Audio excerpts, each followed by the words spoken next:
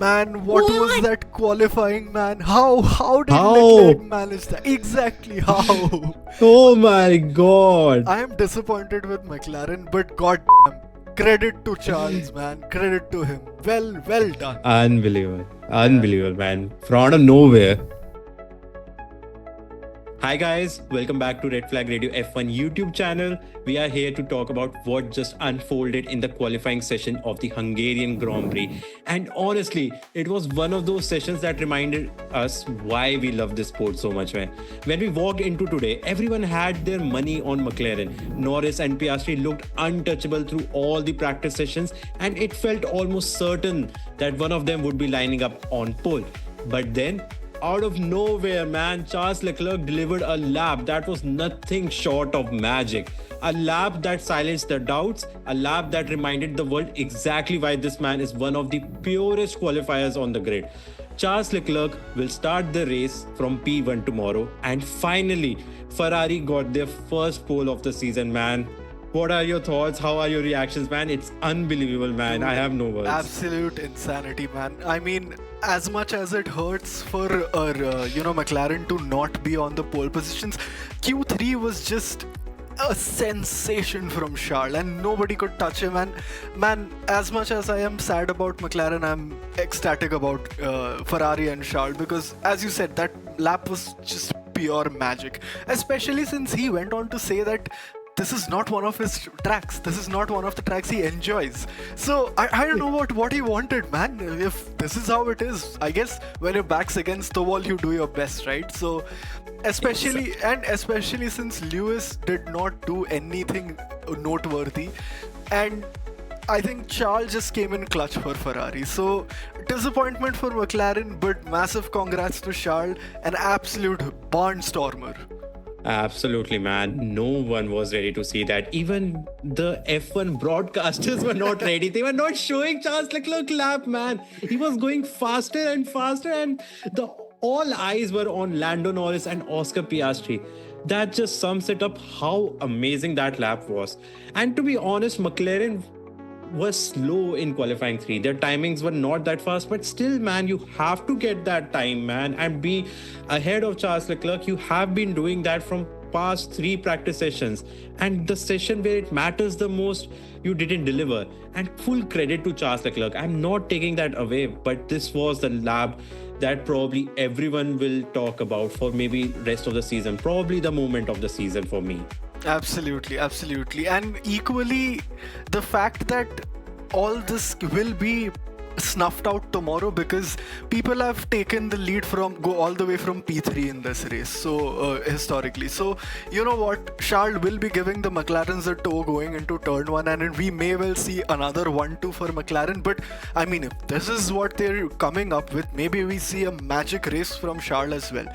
A bit of a stretch, I'm not gonna lie, but guys, come on, this is entirely what we're rooting for right now, because man, McLaren dominance is here to stay. Second half of the season, I don't see that changing. But if we can get Ferrari's proper first Sunday win at the hands of Leclerc, that is nothing short of an absolute sensation. Absolutely, man. And to be honest, I feel Leclerc can get this win, because this is the track we call Monaco without the walls. If he nails that start and he's able to be ahead of them, he can create problem for McLaren boys. On the other side, though, Hamilton is not happy, man. His reaction was that I am useless. That just sums it up what's going on at his side, man. It's very sad. It's very disappointing to see that even in Spa, his qualifying was horrible, and now when you see your teammate is getting pole position and you are out in qualifying too, but Alas, nothing to show. Yeah, and you know what? This is not a 1-to-1 parallel, but Max has got to be equally disappointed, man. I mean, I put him in my top 5. I think you also put him in your top 5. Yeah. But dude, that was just, the car had nothing to say. I mean, when I say it's not a 1-to-1 comparison, I mean that he is not competing against Yuki in any way, shape or form imaginable. But at least by his own standards, the car was simply not there. And I mean, what else can you say, man? That was just one of those disappointing laps and one of those disappointing quali sessions that you just want to forget. Which leads me to my next point, that probably he's not gonna have the same kind of results tomorrow during the race as well. That being said, he does have a rookie in front of him, and he might end up overtaking Bortoleto, who, by the way, another brilliant quali performance, man, absolute legend. And every single weekend he is showing Helmut Marko who's boss after his beginning of the season shit talk. So yeah, Exactly. I mean, we might see a top 5 finish from Verstappen after all, because Stroll still exists in front of him, and so does Bortoleto. But come on, man, we are gonna have a banger of a race at our hands tomorrow. Exactly, man. This qualifying grid is something that we will talk about for probably months, man, because this is probably the best qualifying session we saw this year. And Bortoleto, man, amazing stuff, man. We are saying that from even Australia that he knows how to qualify, man. And Hulkenberg has no answers, at least on that one lap pace compared to his teammate. And it's just phenomenal that he's starting from P7 when we thought that Sauber would be nowhere close to top 10 this weekend, because there's no pace, and he was able to extract that performance, man. So full props to him. And qualifying ahead of the defending world champion, that's a statement, and Helmut Marko won't be happy seeing that. But full credit to Bortoleto and full credit to Aston Martin as well, man. It's one of those weekends. Yeah. I am so happy, man. I used to pray for days like these, and when I saw that disappointing performance in Spa, man, I deserve that, man. The amount of moments when I was just saying that probably maybe something will go wrong. Even in Q1, I thought that maybe Stroll will do something horrible and probably will be knocked out in Q1. But both drivers kept it clean, man, and they were close. It's not like Alonso had like four tenths or 5 tenths over Stroll. Even Stroll performed really well, and historically he has done well. He has qualified third in 2020 as well, so he knows this track. And that was a sensational performance for Aston Martin. And again, if they are able to hold their start, and that car is looking really good with the downforce package they have, if they can hold their positions, they can definitely get some strong points. But I don't want to jinx it, man. I really want to see both drivers doing well. It's fine, you don't want to jinx it. You didn't want to jinx it yesterday as well, but I mean, we knew they were gonna do well. I did say Alonso should qualify P5, and lo and behold. So I'm gonna go out on a limb and say, yeah, they're gonna score probably 5th and 6th or 4th and 5th as well, but I guess we'll see. And massive props to Aston Martin, because just a weekend ago they qualified 19th and 20th, and now we're at 5th and 6th. That's just amazing. That's just amazing, man. No other complaints from Aston Martin. They're not going to be fighting for podiums, let's be honest here, but this is pretty much the best case scenario for them, I believe. Yeah, man.